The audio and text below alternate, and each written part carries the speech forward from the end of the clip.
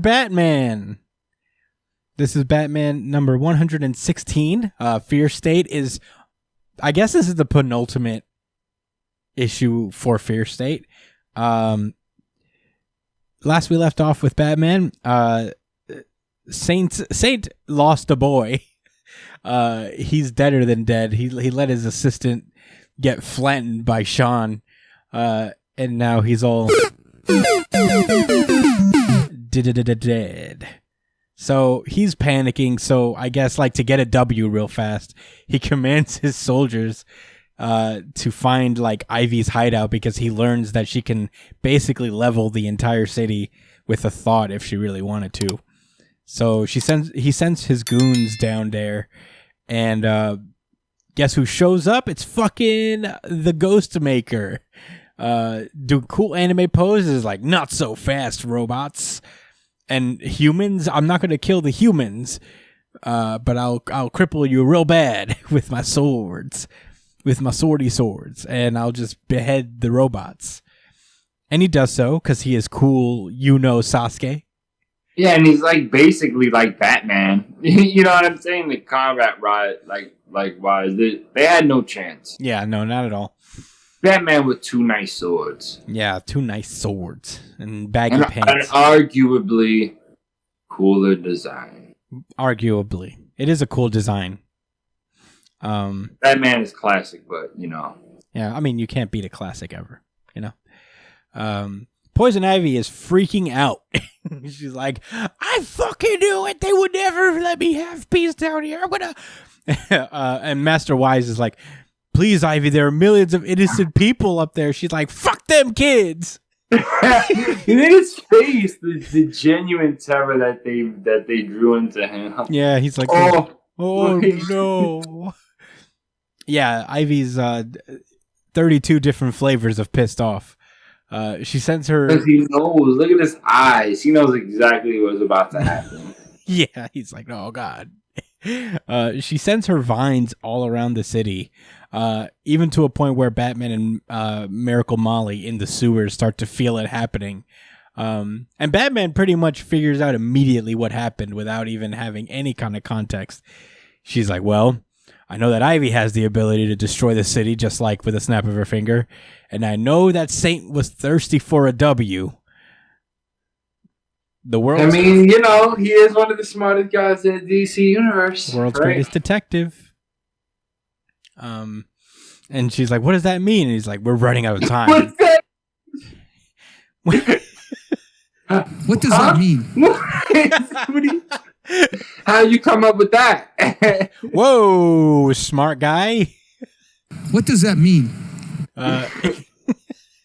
So Batman is like, it means we're running out of time. And Scarecrow's just chilling right beside them like, actually, Batman, I think you'll find your time is up. He's like, oh, shit, Scarecrow. Oh. He's just sitting there. Whoa. Where'd you get here? Even like a special location. Like he has a seat. He's just like sitting on the wall. He really caught Batman flipping like that. This is usually my thing. Yeah, he didn't attack him or nothing, but he was just like, yeah. Just vibing. I got you. What's up, bro? So he immediately uses some kind of doodad to freak out Miracle Molly with his fear stuff in her head because the Hatter technology used by the Unsanity Collective is pretty much the same thing that he uses. So he's like, come with me and I will explain my plan to you over there. So they go, and Sean Mahoney is still being traumatized by Scarecrow's trauma machine. And he's like, Sean Mahoney has experienced... Oh, God. Yeah, he's just experiencing all of the fucking fear and all that stuff. And he's like, I'm involving his brain. And Miracle Molly is still being freaked out, by the way, by his technology. Yeah, the same thing is happening to her. She's being traumatized. Yeah. Yeah, with radio waves. Yeah, and Batman, as Scarecrow is monologuing Incredible style, Batman catches him fucking slipping. He goes like... Ninja style. Batarang. And Scarecrow.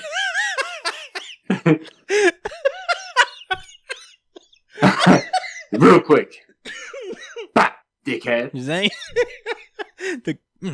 Like, yo, like, no hesitation. It really is kind of wild how easy he catches him with that shit. He just like... And the Scarecrow falls. He's like drops his big machine thing, and he tries to go catch it. Loses his burlap. Yeah, he doubles over so fast. Apparently, his burlap mask also has a wig attached to it. It's like, come on, Jonathan. Can I just say something real quick? Burlap has to be the most uncomfortable thing you could ever make a mask out of. I don't know what the fuck Scarecrow is thinking. Well, his mask... That shit is gonna be itching up his face like fucking crazy. Alright, if you've seen a grown-ass man pull up to you in a full burlap costume, that wouldn't scare the shit out of you. Because if that's not bothering him enough, what the fuck would? Batman is always at an advantage against him because this motherfucker is wearing burlap. Have you ever worn burlap before? No. It's literally like sitting in like... It's like somebody's always tickling you, you know what I mean? Like somebody's always tickling you. You know potato sacks? That's what burlap is. Oh, okay. And to be fair, in Scarecrow's defense a little bit, his mask is like a gas mask. The rest of him is wearing burlap, though, which is still uncomfortable, but just not on his face. 90% burlap. Yeah, he's 90% burlap. And a wig. I'm like, why did you add this? It's like, come on, Jonathan. Get it together. Why do you need to wear a wig? You have hair. He makes a diving catch for his controller thingy. Good for him. It was like a one-handed catch. And he's just like explaining to Batman. He's like, nope, I'm not gonna let you ruin this, Batman. But I'll admit, I miss this. I miss this, man. Our little fun times together. I caught it, but it's fun outwitting you. I really got to keep my head on a swivel with you. Yeah, hell, you almost got me. He caught that shit like Danny Jones, man. Ooh, Danny Dimes catching it. Yo, why do all of Batman's villains end up talking to him like they're his ex? Because you see how they look?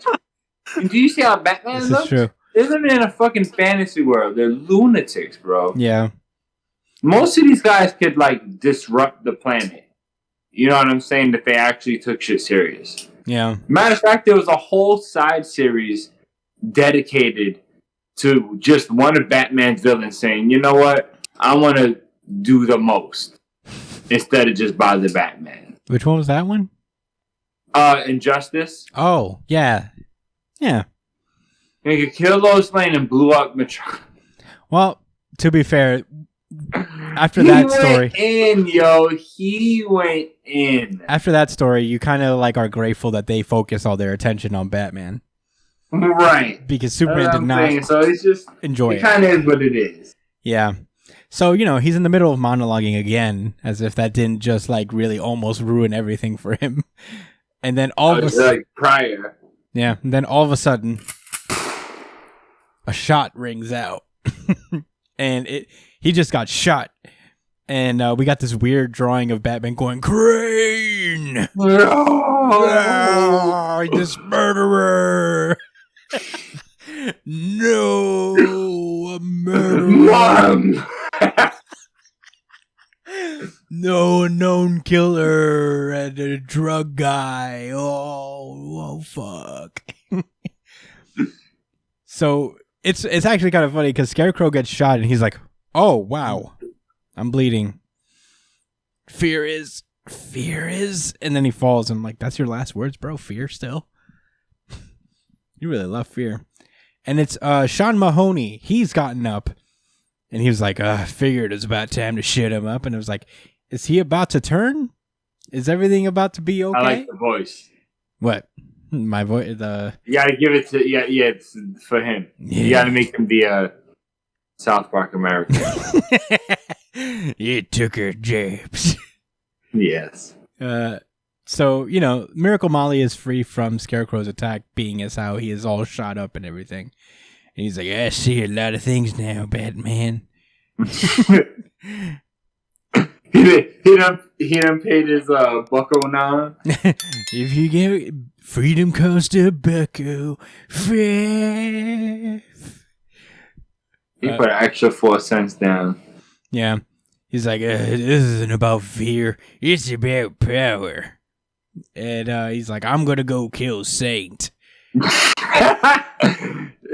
all Batman needed to hear. Like, all right. Aw, damn it. Yeah, it is funny. He's like, maybe when I go and kill Saint and take his fucking operation, maybe I can finally save the city. And then he whispers to Miracle Mom, it's like, oh, God, you do the bomb. I'll take care of Mahoney. I'll deal with the murderer. God damn it. I almost thought we were good here. Not Scarecrow. Mahoney picks up one of the Peacemaker masks and put it on himself. And we get 2 splash pages, exceptionally drawn, by the way, of Peacemaker. Exceptionally drawn. Peacemaker being like, let's throw down, bro. For the last time. With the American flag on his chest. Oh, really, Coco? Wow. Cats. She just bumped the freaking head into the stand. Yo, dude, they don't. Your cat is Team Scarecrow. Yo, your cat. No, Sure your cat is is. Team. It's just Team America. Team America. World Police. Team Burlap. He Yeah. said, "Don't talk shit about my stars and stripes." Yeah, never. If you don't like it here, you can just get out. Is what Coco just said.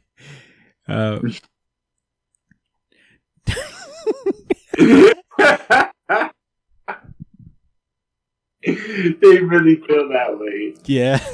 That's their response. Well, if you don't like the laws in this country and the way the race is passed, you can move. You don't like how the police disproportionately kills African Americans? Well, you can just get out. Poor and colored peoples. You can just get out.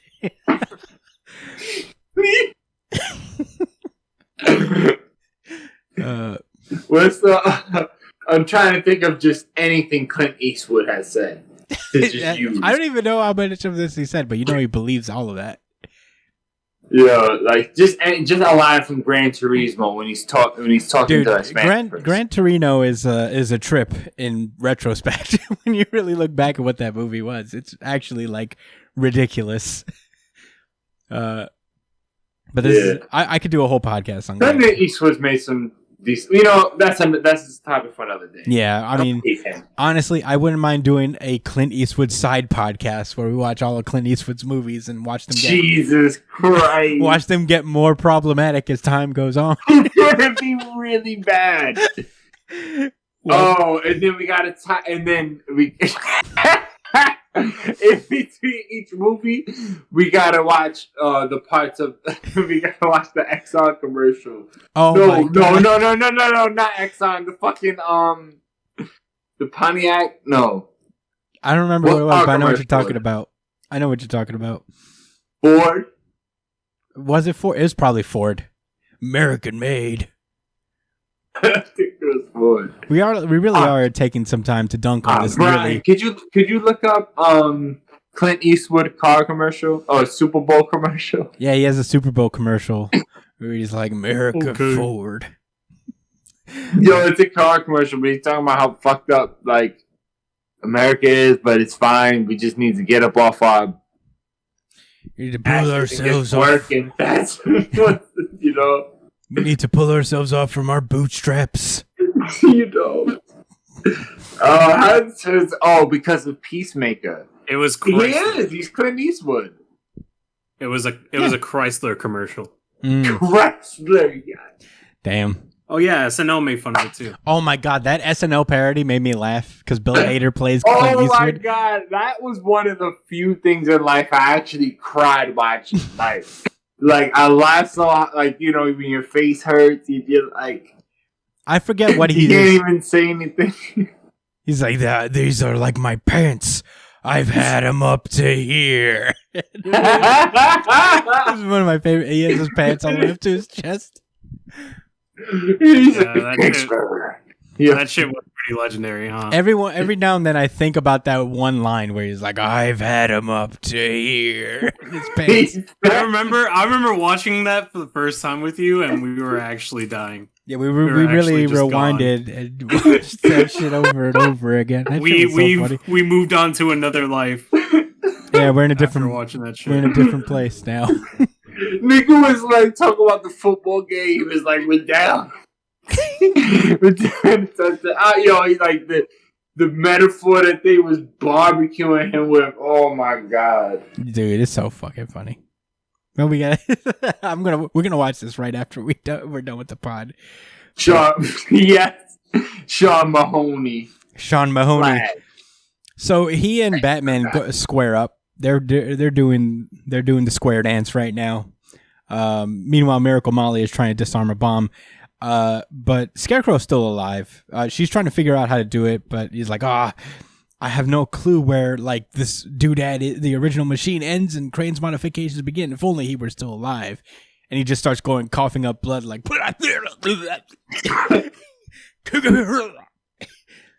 and she's like, cool. All right, not dead. Very good. Yo, fucking Sean Mahoney almost obliterates Batman's nuts.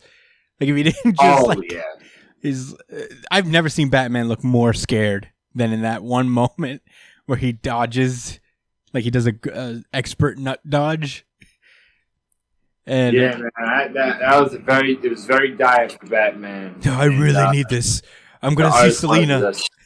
I'm gonna see Selena after this. I need those. No. Something explodes off of Peacemaker. I don't know. Oh yeah, because Batman did a cool like batarang again. Like ninja stars to your fucking chest, nigga. And hold these with the explosion. You know what time it is. Yeah. Meanwhile, back at Ivy's hideout, she's still pissed. She's had enough of this guy's shit, man. Yeah. And what's his name again? Master Wise. Yeah. He's like, man, fuck you, dude. You're dying first. Yeah, I will never listen to men like you again. And then a familiar voice comes out from the background. It's like, yeah, well, maybe you'll listen to me. And she immediately turns out like, Harley? It's like, all right, thirst bucket, damn. But it's not just Harley. It's also Gardner and the Poison Ivy lady that they've been looking for in, I guess, the Catwoman tie-in to Fear State. They got her there safely. Yay. And that's where this issue ends. Next time we see Batman, it'll be concluded in 2 weeks, and it'll be the end of Fear State in the next issue. And thus the end of Tinian's run on Batman. Damn. Maybe another issue after. I wouldn't be surprised, but... Who else is gonna write Batman, bro? I forget who's taking over, but someone's coming. I mean, to be fair, like they've gotten like the best people for Batman since the New 52 started. Like jumping from Tinian to King to jumping from Snyder to King to Tinian. It's not bad. Hopefully they'll keep it going, especially since DC seems to love Batman more than any other part of their universe. So, know it. But yeah, that's the end of this issue. I thought this was probably the best one of the Fear State so far.